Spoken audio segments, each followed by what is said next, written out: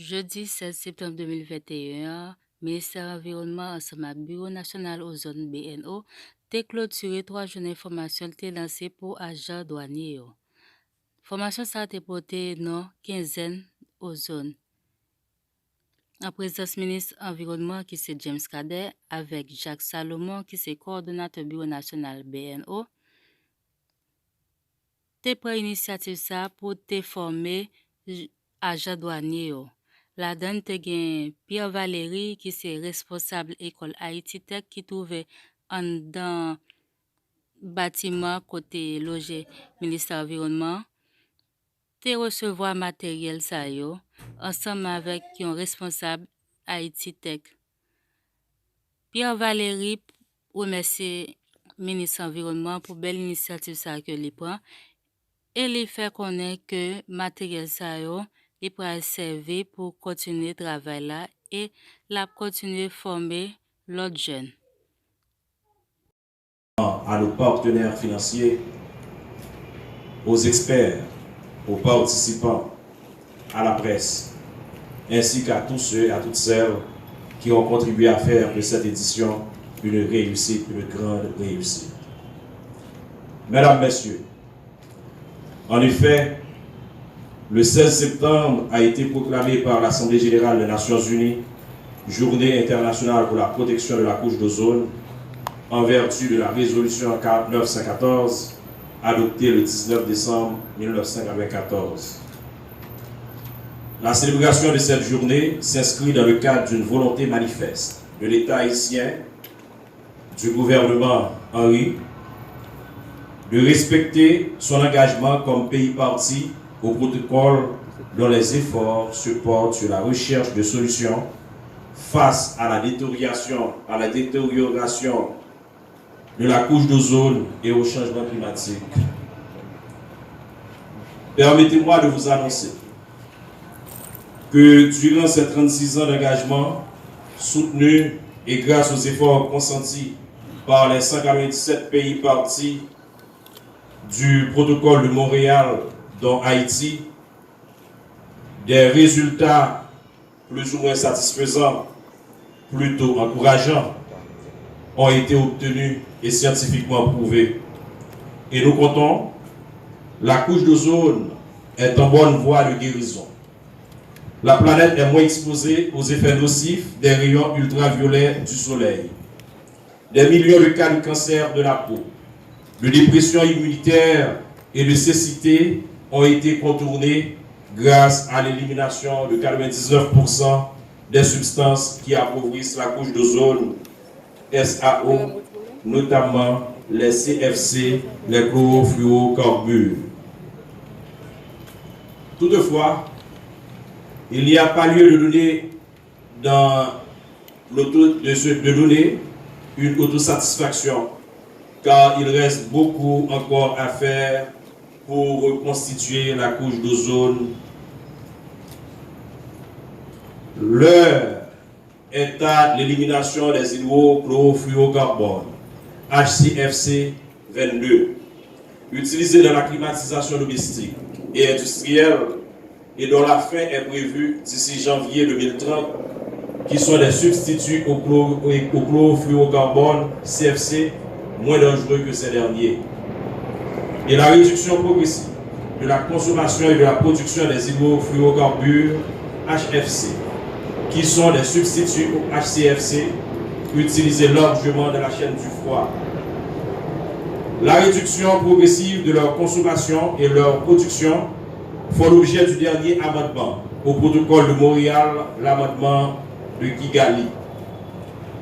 Cet amendement, adopté le 16 octobre 2016 et qui est entré en vigueur le 1er janvier 2019, vient d'élargir la portée du protocole de Montréal qui poursuit désormais un double objectif: régénérer la couche d'ozone d'ici 2065 en éliminant les substances appauvrissant la couche d'ozone, éviter un réchauffement global environ 0,5 degrés Celsius d'ici la fin du siècle par le biais d'une politique de réduction progressive de la production et la consommation des HFC à fort potentiel de réchauffement global. on comprend que, suite au discours du représentant du PNUD, Haïti déploie beaucoup d'efforts dans la lutte contre les changements climatiques. À côté de nos partenaires, des efforts de nos partenaires, le pays se met au diapason.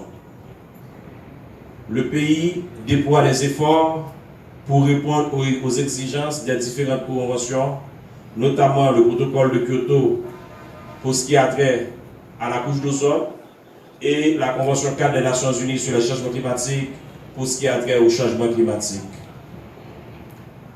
Ainsi, le MDE s'engage à développer un plan stratégique pour la mise en œuvre de ces instruments multilatéraux.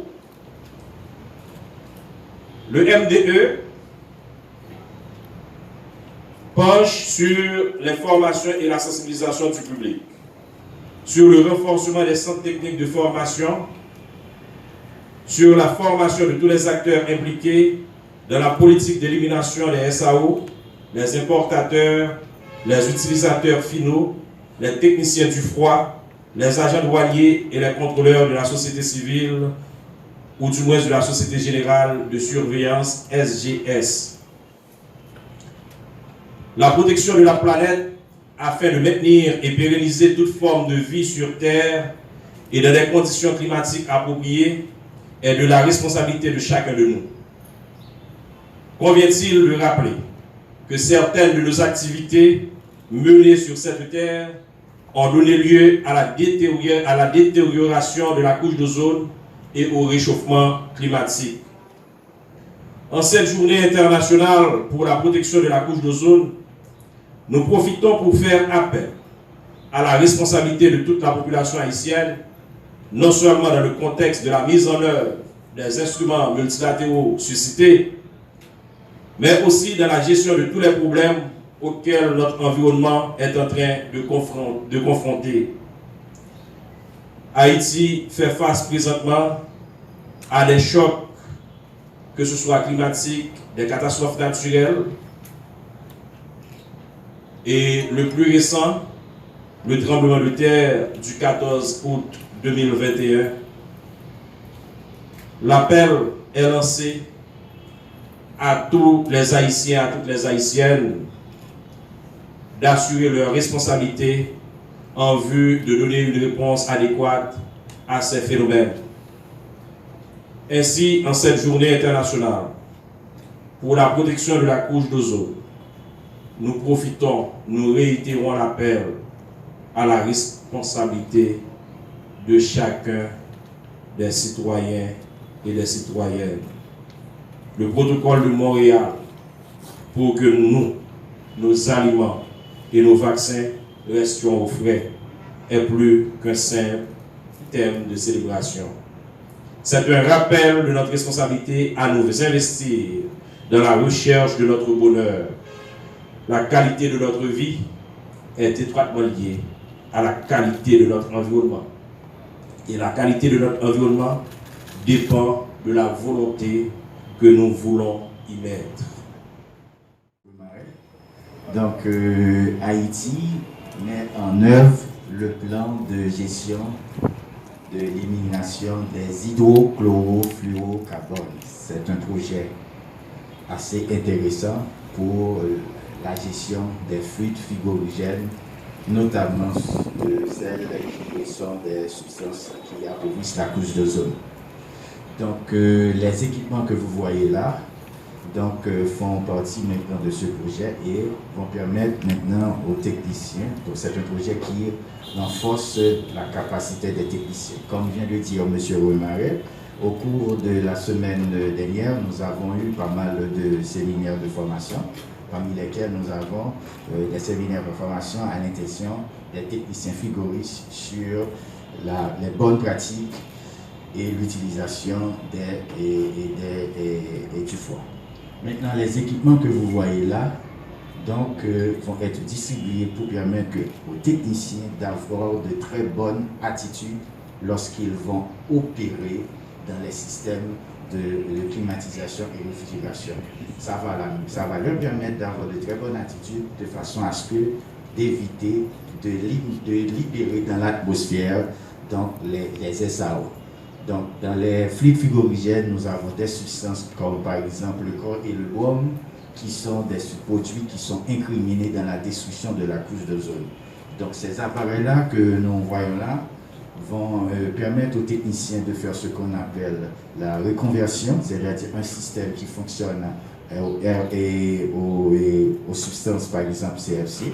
Ça va permettre aux techniciens de faire la reconversion, d'utiliser un CFC et de le remplacer par HR22.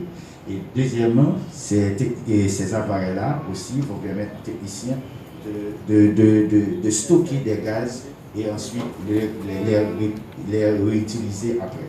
Donc c'est dans cette optique que le ministre de l'Environnement a décidé dans le cadre de ce projet de donner maintenant aux centres techniques de formation, parce qu'eux-mêmes, ils vont permettre, parce que la formation a été la formation des formateurs, donc eux-mêmes vont pouvoir maintenant former d'autres techniciens. Donc le ministre de l'Environnement a décidé aujourd'hui maintenant de distribuer ces équipements-là. Je viens de le dire, donc nous distribuons ce jeu d'équipement à Haïti Tech, notamment Madame Valérie, c'est un professeur. Il est aussi technicien, mais c'est aussi professeur à Haïti. De 3 jours sur les bonnes pratiques et l'utilisation des technologies écologiques. Donc, elle a appris pas mal de choses concernant ces équipements-là. Donc, elle va pouvoir, dans les jours à venir, partager ses expériences et ses connaissances avec d'autres techniciens dans le cadre de ce projet. Merci, Monsieur le Ministre. Durant mes 3 jours de formation, j'ai pas mal appris beaucoup de choses et je remercie également, aux personnes pour ces matériels et je crois que je vais bien servir. C'est pas pour moi, mais c'est pour le centre de formation. Monsieur le ministre, je voudrais vous remercier grandement et je voudrais vous assurer, en tant que responsable académique, que ces matériels-là vont être au service de la société. Je rappelle que Haïti Tech, nous sommes un centre professionnel siégeant au niveau du PAC là, dans le voisinage du ministère et nous formons chaque année des centaines de jeunes dans tous les domaines, que ce soit télécommunications, que ce soit informatique, que ce soit électrotechnique et réfrigération, dont Madame Pierre Valérie est formatrice. Je vous en remercie, Monsieur le ministre. Merci Haïti Tech. Alors pour une tâche sinon, il faut non seulement d'abord une femme, une dame, mais également il faut des équipements. C'est en ce sens que le ministère de l'Environnement offre les premiers équipements à Haïti Tech via Valérie, que nous encourageons et nous remercions pour sa participation à l'atelier de formation. Alors, Monsieur le coordonnateur, il faut dire au public l'intérêt et l'importance de ces instruments. Il a été prévu dans un autre plan maintenant de partager des détails techniques concernant ces équipements. Et